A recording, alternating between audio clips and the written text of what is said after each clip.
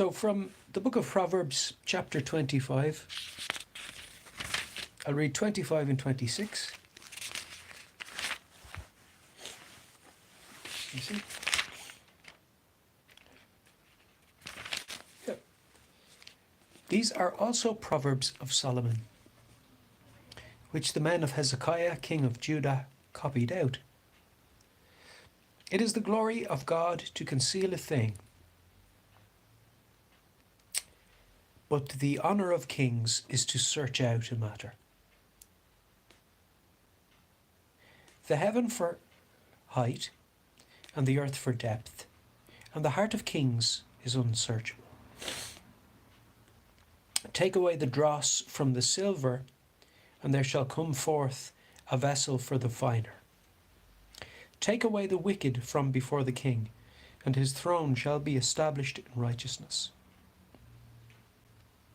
Put not forth thyself in the presence of the king, and stand not in the place of great men. For better it is that it be said unto thee, Come up hither, than that thou shouldest be put lower in the presence of the prince, whom thine eyes have seen. Go not forth hastily to strive, lest thou know not what to do in the end thereof. When thy neighbour hath put thee to shame, debate thy cause with thy neighbour himself, and discover not a secret to another.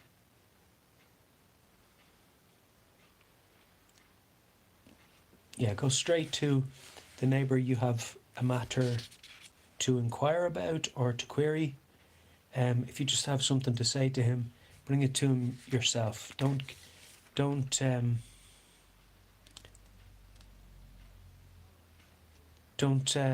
it to another and let them get to him first before you do, because what you've told might not get to him as you would intend to tell it. Lest he that heareth it put thee to shame, and thine infamy turn not away. A word fitly spoken is like apples of gold in pictures of silver. As an earring of gold and an ornament of fine gold, so is a wise reprover upon an obedient ear. Also, if you go to somebody and speak with them directly, they may keep the issue between the two of you. Whereas if they find it out from another, not only do they then think that you're talking about your relationship with them, so what else did you talk about? But they feel as though they're second best in even hearing issues or matters that are between you two parties. So surely the first person you should talk to is the person you have the matter with. You speak with them first about it. Unless, of course, you're talking to a close advisor, but that's different.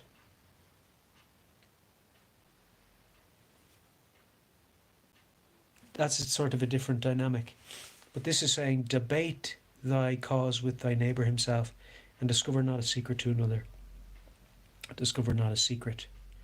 You know, like something that the person you're talking about would prefer would stay between the two of you, and now you've discussed it with somebody else who is going to speak to somebody else.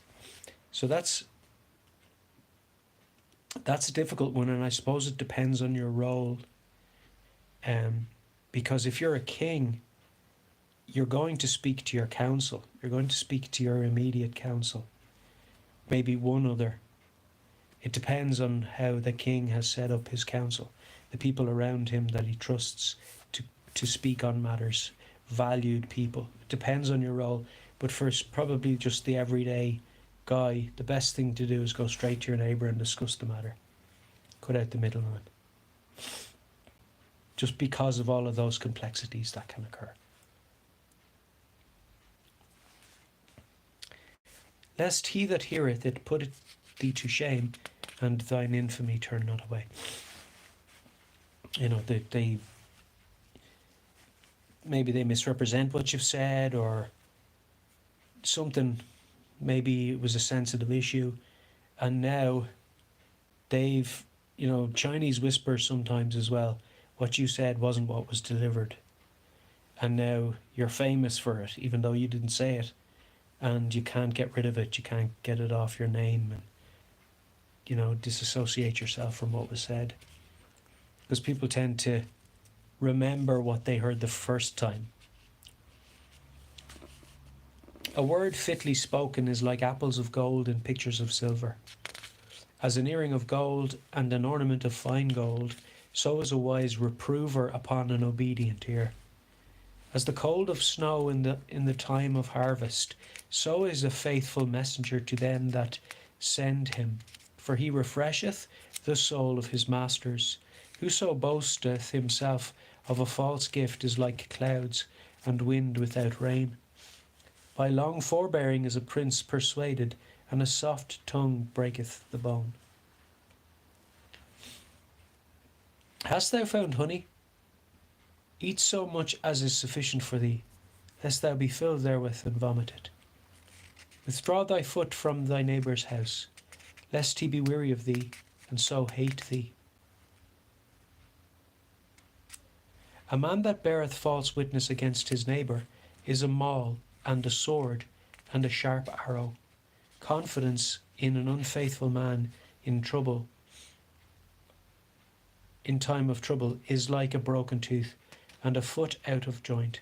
As he that taketh away a garment in cold weather, and as vinegar upon nitre.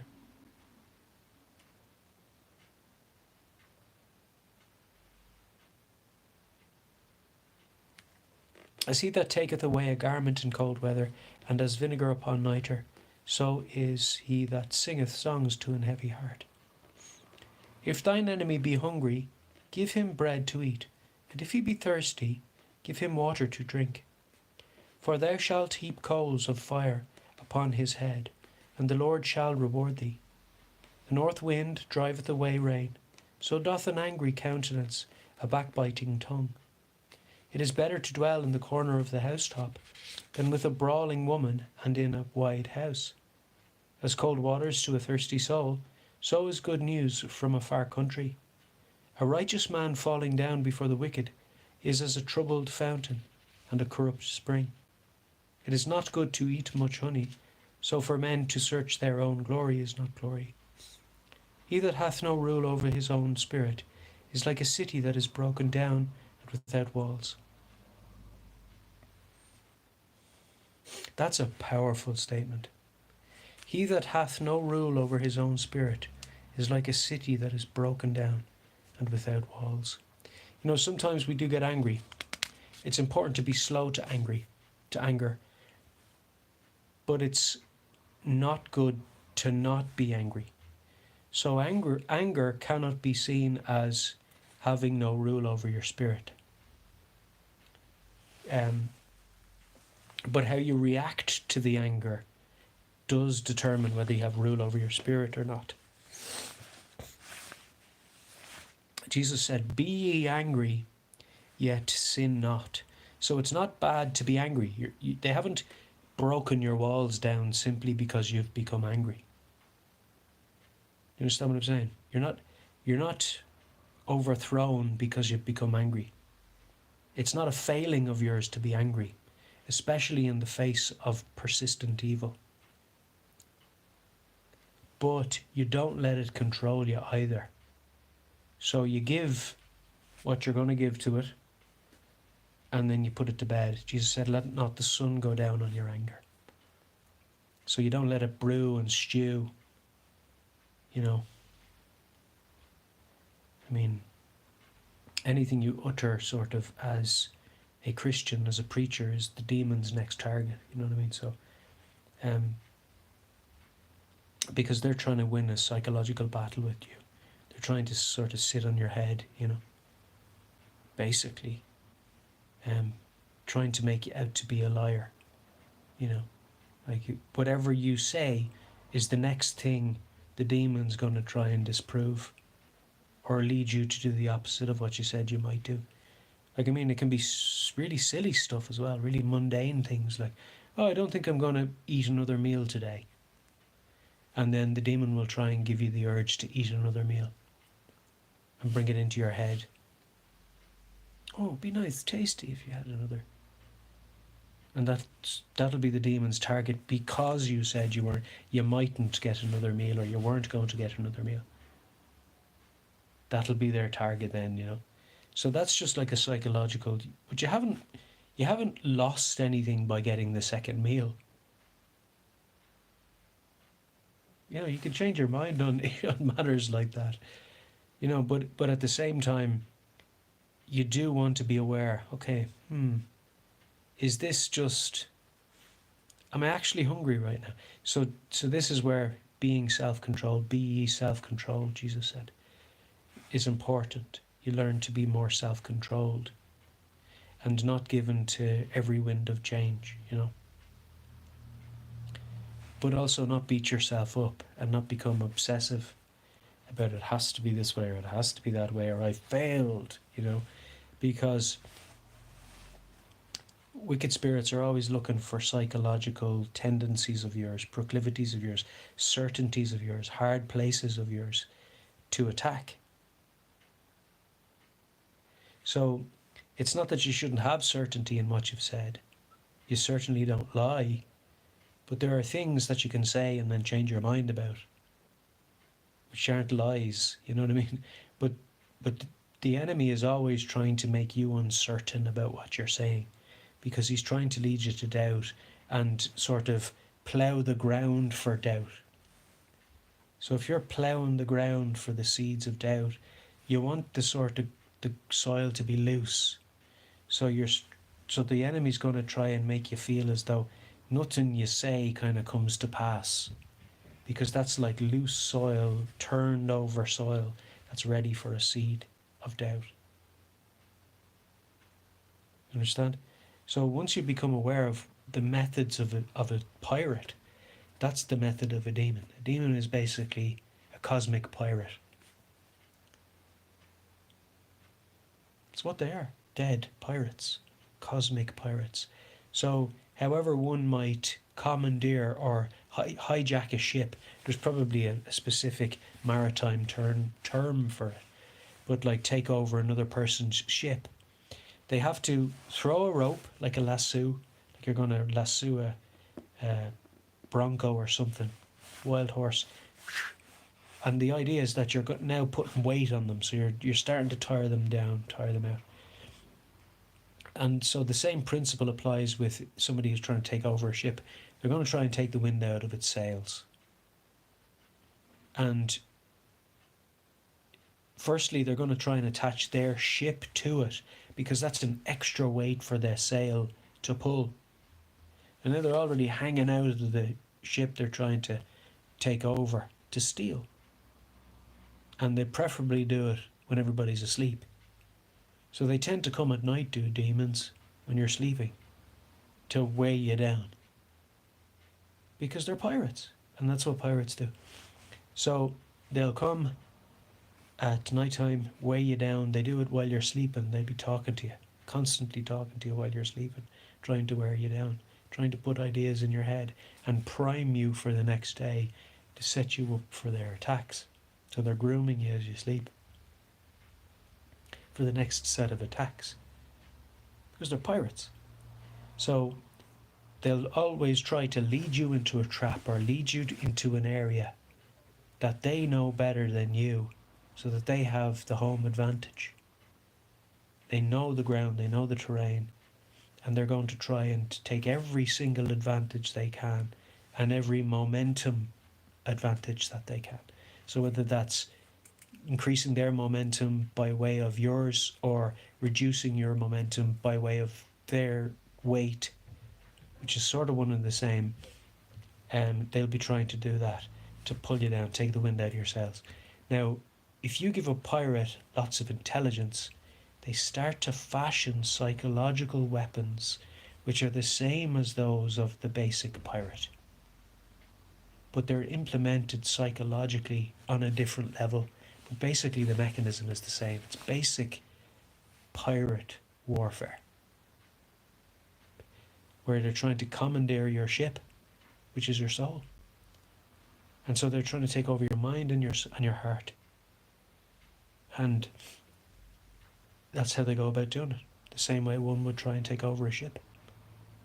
It's a psychological battle. It's one of cancelling effects. So it's hexes, vexes, incantations, enchantments, lures, like provocations, evocations, cancelling effects, like mimicry, and mimicry that isn't exactly mimicking what you've done, but is sort of similar as what you've said with an accusatory twist. So there's always a twist in the tail of it, because they're pirates, they're crooked. So that's how they fight you. They fight you to pull you down, wear you out, and they use cancelling effects and things like that. So some such cancelling effects are like, if you said you're going to do something, that's the next target for the demon to knock down. Right, so they said they're going to paint that wall today. Well, let's try and make them forget about painting the wall. Or keep them busy doing something else. Because we don't want them to feel like they're making progress. Remember, they're trying to slow down your ship so they can take over it. So any way that they can try and take over it, or reduce momentum, or kind of climb on board, they will. Because they're trying to throw the lasso, slow down the ship, climb on board. Throw the lasso, slow down the ship, climb on board. It's very simple. They're very simple mechanisms.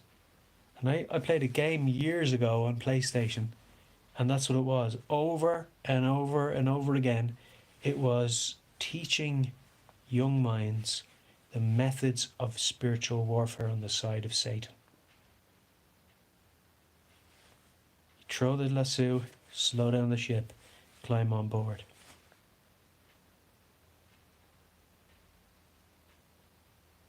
It's all it is. It's all a battle of energy. And if they can sap your energy in any way, they will. So it'll be a little scoff or snigger in your immediate environment. And what's that to do? It's a cancelling effect. Or the, yeah, right. All of that stuff at the end of your sentence. Or do you know the guy who, or the lady who always speaks, they start their sentence before you finish yours? It's quite possible that that person is demonically inspired or influenced. They're always starting to talk before you've made your point. Always. I used to do it for years, as though you have something to prove. But you're probably being spiritually manipulated, influenced, even though you're unaware of it, to do these things to other people for the negative effect that they have. So even if you're not deliberately or consciously serving the devil, spirits can influence the way you behave, such that you're actually effectively having a negative effect as they would desire you to have, because you're not operating in the right spirit.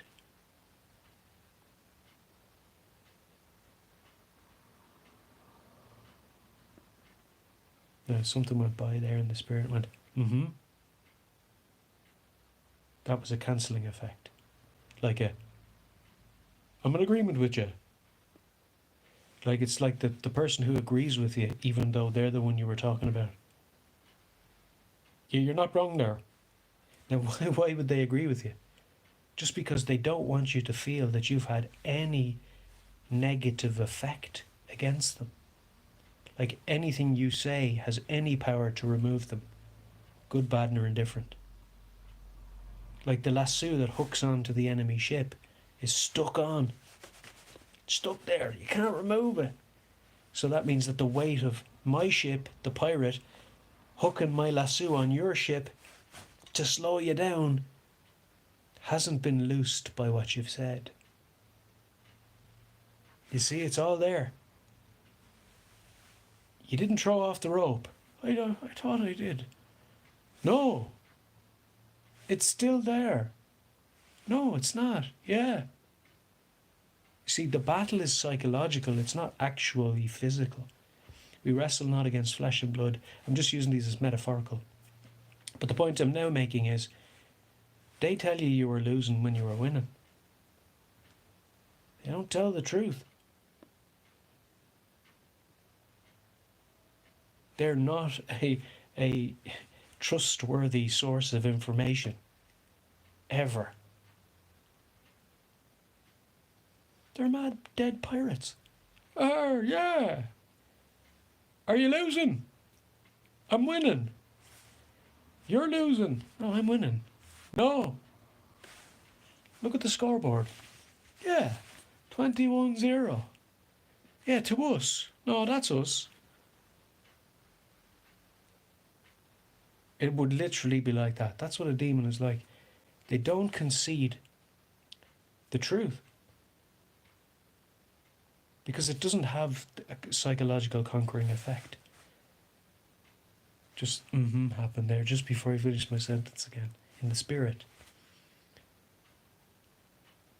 Do you see what I'm saying? So it's the person, like, you're just about, your point is about to land. And there's something as a human being that when you've made your point and it's been received by the other person you're talking to, that there's a connection, there's progress, there's momentum, and there's sort of a relief because you've gotten it off your chest. They don't want you to do that. So they're trying to cram everything into you to make you like a pressure cooker, just to keep filling up, boom, boom, boom, boom, boom, boom, boom, till you blow your top. So they're giving you the idea or the impression as though you haven't released anything. You've no relief. But I just relieved. No. You didn't. Do you see what I'm saying to you? So they're trying to take the energy out of you and fill you up with pressure. So they're trying to pressurise you and sap the energy out of you at the same time. So that they can climb on top of you and take over your ship, your soul. So don't allow it. Blessings in Jesus' name.